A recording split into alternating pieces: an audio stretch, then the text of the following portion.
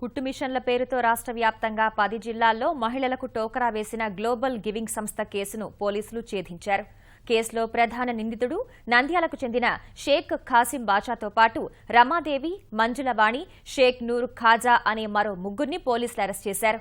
వీరి నుంచి 89 లక్షల విలువైన సొత్తును స్వాధీనం చేసుకున్నారు. వీటిలో 44,11,000 నగదుతో పాటు 316 గ్రాముల బంగారం, ఇతర విలువైన వస్తువులు ఉన్నాయి. 6 నెలల పాటు 500 రూపాయలు చొప్పున కడితే శిక్షణతో పాటు కుట్టు మిషన్లు ఇస్తామని గ్లోబల్ గివింగ్ సంస్థ నమ్మించింది. 10 జిల్లాల్లో 6,394 మంది మహిళల నుంచి గ్లోబల్ గివింగ్ సంస్థ 1,05,73,000 రూపాయలను వసూలు చేసింది.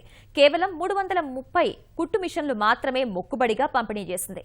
ఈ సంస్థలో సమన్వయకర్తగా పనిచేస్తున్న విజయవాడకు చెందిన ధన శిరీష అనే మహిళ ఫిబ్రవరి 17న నల్లపాడి పోలీసులకు ఫిర్యాదు చేయడం వల్ల గ్లోబల్ గివింగ్ సంస్థ మాయాజాలం వెలుగు చూసింది.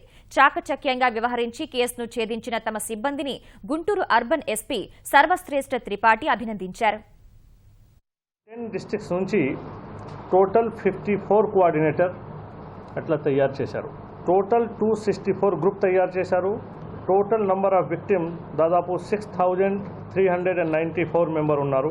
అందరి ద్వారా 1,05,86,150 రూపీస్, 44,11,800 రూపీస్ క్యాష్ సీజ్ చేయడం జరిగింది అందరి దగ్గర.